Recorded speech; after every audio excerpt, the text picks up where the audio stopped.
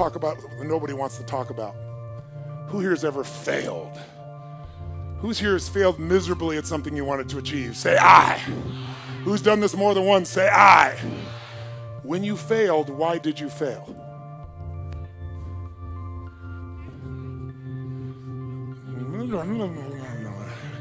Why are you suddenly tongue-tied? Come on, tell you what. What did you used to say the reason you failed when you were bullshitting yourself? You know I know better, so you're not telling me the truth. What did you used to say? I failed because... Okay, good. I didn't have enough money. What else? Didn't have the right technology. Good, sir. Why'd you fail? I had the wrong people. They say I had the wrong leader. Isn't that interesting? It was the economy. Bad economy. Not enough time. Didn't have enough time. Now, I asked this question for the first time about 7 years ago. I was at this place called TED. Anybody watching those TED videos? And TED didn't have a website or anything at that stage.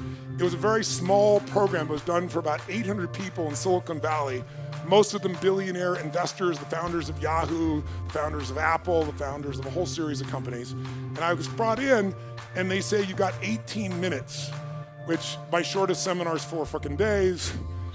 So I'm like, you gotta be kidding me. And then before they introduced me, the guy who was introducing me wasn't the guy who invited me. He was an English guy. We're good friends today. But back then he didn't know who I was. He thought I was a motivator. So he got up and he said, first thing he said to me before I went out there, he goes, nice to meet you. Don't have people do that jumping shit I heard you do.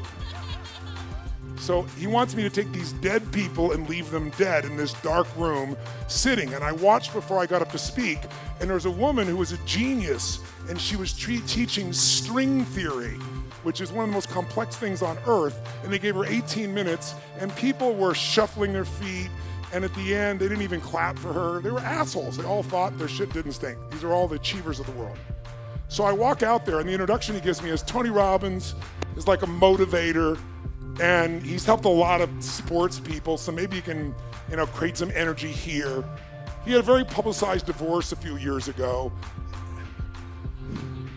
I couldn't fucking believe it. He really did say that. If you watch the TED video, he cut that out because he's embarrassed. So I got up afterwards and I said, God, it's a privilege to be here. I said, I didn't know that my divorce is very publicized, but my ex-wife is very happy. She has tens of millions of dollars, but I didn't come about that. I came to serve you. And then I was trying to figure out how to engage this room, so I asked them a question I just asked you. I said, who here has ever failed? And no one raised their hand in the whole fucking room. So I paused and I said, I know you're out there. I can hear your hearts beating. Who here has ever failed? And I demanded an answer, and then a few people raised their hand. I said, who here has ever failed? And now they started complying. So I said, great. When you failed, why did you fail? And they said all the things you said. Didn't have enough time, didn't have the right technology, didn't have the money, didn't have the contacts, had the wrong people. The people said we had the wrong leader, right? And then this voice in the darkness, the whole room was pitch black, says, I didn't have enough Supreme Court justices.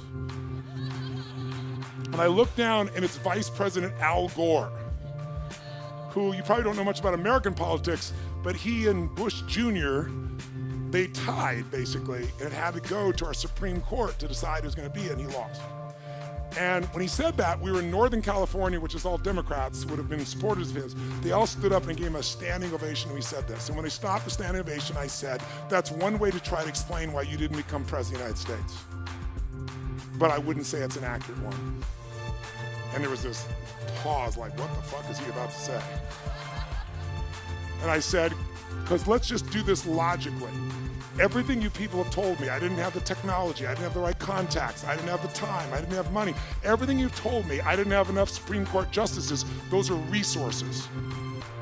And so you're telling me I failed because I didn't have the resources. And I'm here to tell you what you already know. Resources are never the problem. It's a lack of resourcefulness is why you failed.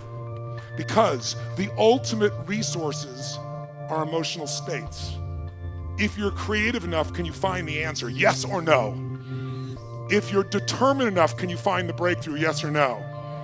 If you're passionate, loving enough, can you get someone to help you? Yes or no?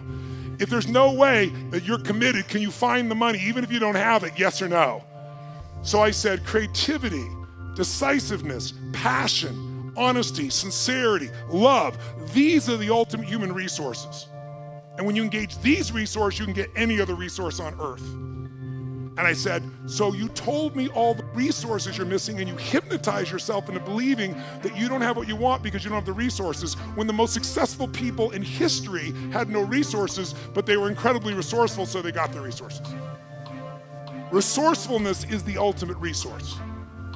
And if you don't have what you want, stop telling yourself the story because you don't have the money, you don't have the time. That's bullshit. It's because you haven't committed yourself where you would burn your boats. If you want to take the fucking island, burn your fucking boats, and you will take the island, because people, when they're going to either die or succeed, tend to succeed. But most of us give ourselves a way out, and that's why we don't have what we want.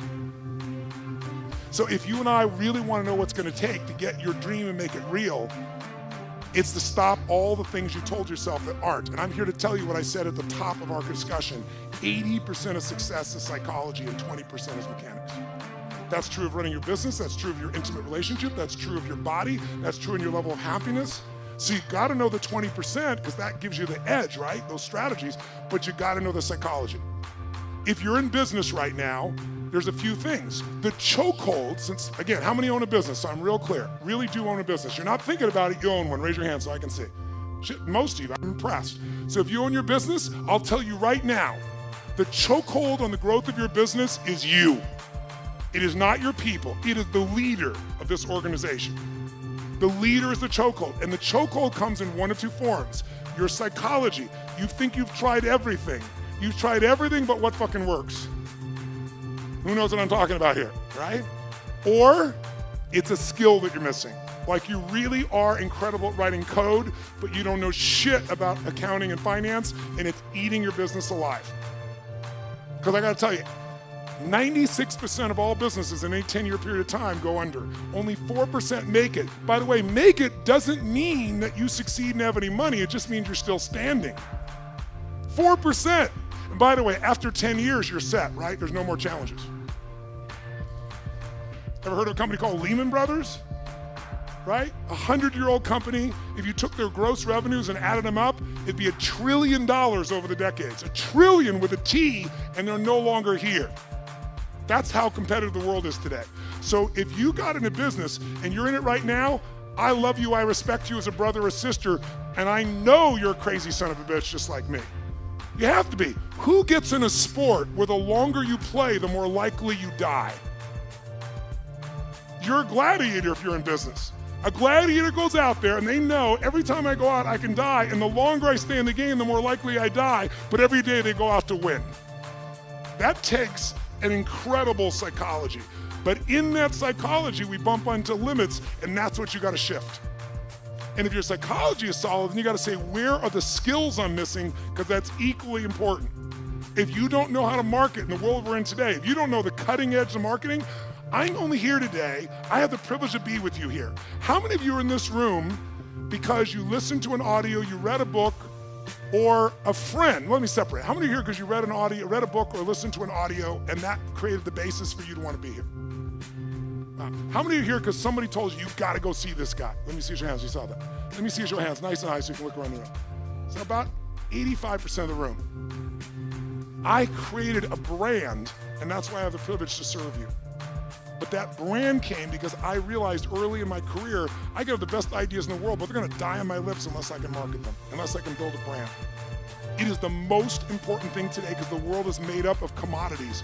The world is so competitive. If you're a commodity, if you're a race for the lowest price, you will be out of business within 10 years, probably more like 2 to 5.